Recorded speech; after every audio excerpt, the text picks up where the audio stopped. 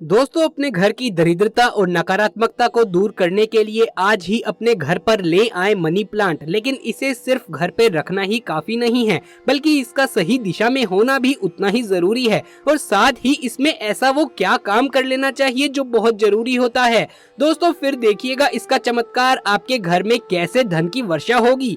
अब क्या है वो मनी प्लांट की दिशा और क्या है वो काम जो जरूर कर लेना चाहिए, जानेंगे आज के इस वीडियो में। इसी के साथ इस वीडियो में मैं आपको बताऊंगा भगवान श्री कृष्ण द्वारा बताए गए कुछ वास्तु के नियम, जिन्हें अपनाने से व्यक्ति को कभी भी जीवन में गरीबी का सामना नहीं करना पड़ता। तो पूरी जानकारी के लिए इस वीडियो को अंत तक जरूर देखिएगा। नमस्कार दोस्तों, स्वागत है आप सभी का एक बार फिर से। दोस्तों, सच्ची श्रद्धा से कमेंट्स में जरूर लिख दें हर हर महादेव। दोस्तों, मनी प्लांट नाम से ही पता चलता है कि धन का पौधा।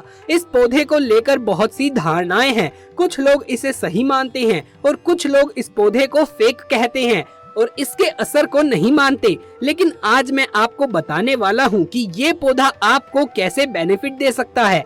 दोस्तों, इस समस्त संसार के स्वामी श्री कृष्ण भगवान ने भगवत गीता के माध्यम से मानव को जीवन जीने का सही तरीका सिखाया है। साथ ही श्री कृष्ण ने मानव के जीवन में आने वाली समस्याओं का हल करने के सभी उपाय श्रीमद् भगवत गीता में बताए हैं। श्री कृष्ण कहते हैं कि मनुष्य के जीवन में सबसे बड़ी समस्या उनकी लक्ष्मी अर्थात उनके धन का आना और जाना है। कुछ मनुष्य को दिन भर मेहनत करने के बाद भी धन की हानि उठानी पड़ती है, और जबकि कई लोग कम मेहनत करने के बावजूद भी बहुत अधिक धन अर्जित कर लेते हैं।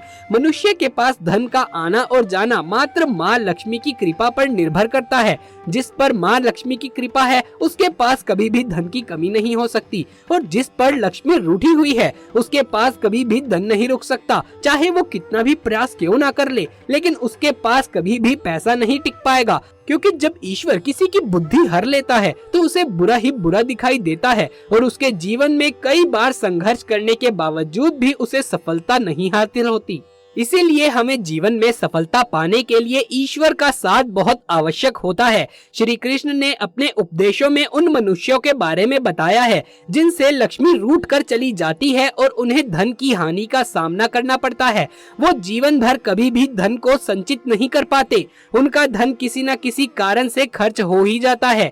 ऐसे मनुष्यों को धन की देवी लक्ष्मी को प्रसन्न करने और धन संचित करने के लिए भगवान श्री कृष्ण ने 5 महत्वपूर्ण उपाय बताए हैं, जिन्हें करने से उनके घर पर लक्ष्मी का सदा के लिए वास हो सकता है और धन की हानि कभी नहीं होगी। तो चलिए जानते हैं उन उपायों के बारे में, और साथ ही हम जानेंगे मनी प्लांट कैसे आपके घर में धन की वर्षा करता है। लेकिन उससे पहले आपसे एक छोटी सी रिक्वेस्ट है कि इस वीडियो को लाइक करके अगर अभी तक हमारे चैनल को सब्सक्राइब नहीं किया है तो उसे सब्सक्राइब कर लें और पास वाले बेल आइकन को भी दबा लें।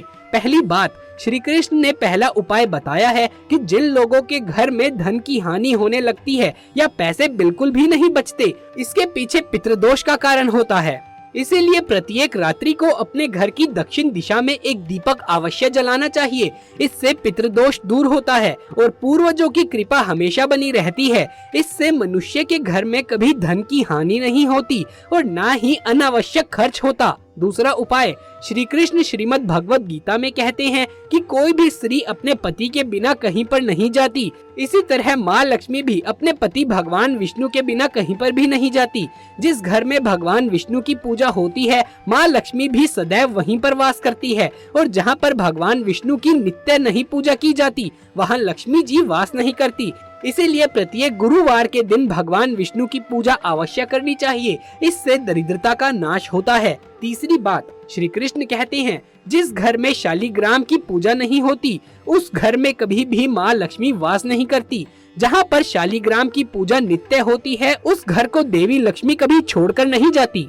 उस घर में चाहे कितने भी वास्तु दोष क्यों ना हो, उस घर में कभी भी धन की कमी नहीं होती। साथ ही जहाँ पर शालिग्राम की पूजा नित्य पंचामृत में होती है उस घर में ऐश्वर्य की प्राप्ति होती है। श्री कृष्ण चौथा उपाय बताते हुए कहते हैं कि जिन घरों में अतिथि देवो भव की भावना नहीं होती वहाँ पर लक्ष्मी जी कभी वास नहीं करती। यानी जिन घरों में मेहमानों का स्वागत नहीं किया जाता, उनको धुतकारा जाता है अथवा द्वार पर आए पशु पक्षियों को भोजन नहीं दिया जाता और मारकर भगा दिया जाता है, ऐसे घर में लक्ष्मी कभी वास नहीं करती। ऐसे घर में हमेशा ही गरीबी और पैसे की तंगी चलती रहती है। और जिन घरों में साधु संतों का स्वागत किया जाता है, सदैव देवी लक्ष्मी वहाँ पर अपना वास बनाकर रखती है। जिन घरों में साधुओं का सत्कार करके उनको विदा करा जाता है, ऐसे घर में माँ लक्ष्मी अपना वास बना लेती है।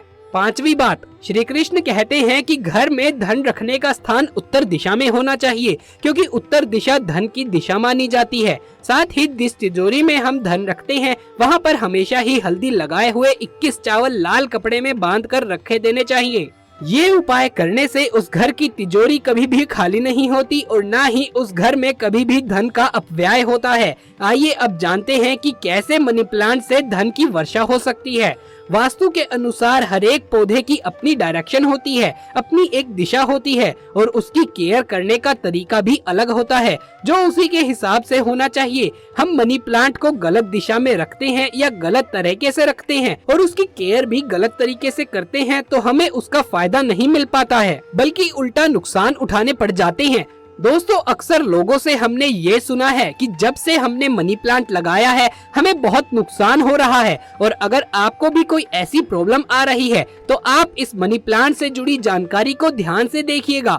मनी प्लांट को मानने वाले लोग ये कहते हैं कि धन का सुख समृद्धि का पौधा है, यानी कि ये पौधा हमें हेल्थ और वेल्थ दोनों दे सकता है। इसका कारण है कि ये पौधा दक्षिण पूर्व दिशा में लगाया जाता है और दक्षिण पूर्व गणेश जी की दिशा है और शुक्र की दिशा है, तो इस कारण इसे इस दिशा में लगाने से हमारे घर में सुख समृद्धि और हमारे घर में धन की वर्षा होती है। सिक्कों को मनी प्लांट के गमले में लगाने से ये माना जाता है कि ये पौधा तीव्र गति से काम करता है।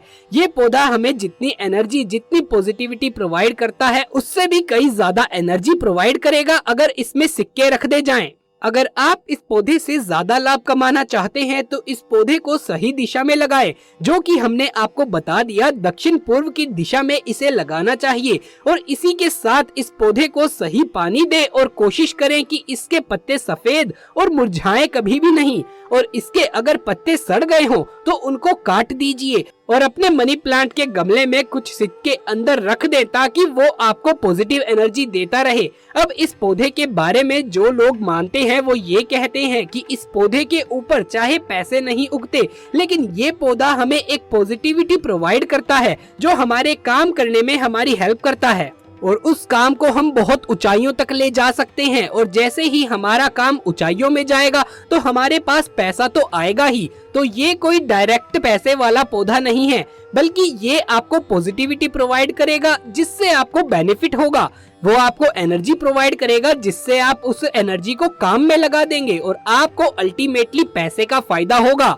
तो अगर आप भी चाहते हैं कि जिंदगी में अमीर बनना है तो मेहनत के साथ साथ कहीं ना कहीं गुड लक भी आपको चाहिए होता है और वास्तु को मानना भी उतना ही जरूरी है। तो आप भी अपने घर के अंदर मनी प्लांट सही दिशा में जरूर लगाएं और इस पौधे से बेनिफिट्स पाएं। इसके अलावा कुछ बातों का ध्यान रखना भी आपको जरूरी है। मान्यता है कि इस बेल के घर में रहने से धन और समृद्धि बढ़ जाती है। मान्यता के अनुसार ये प्लांट जितना फैलता है उतना धन बढ़ता चला जाता है। घर में कच्ची जमीन नहीं हो तो मनी प्लांट लगाना जरूरी हो जाता है। आजकल के जमाने में घर अंदर से पूरी तरीके से पक्के होते हैं, इसीलिए घर में शुक्र स्थापित नहीं होता है। दोस्तों, शुक्र कच्ची जमीन का कारक है, इसीलिए घर में कहीं भी कच्ची जमीन ना हो तो मनी प्लांट लगाना शुभ फल का कारक है।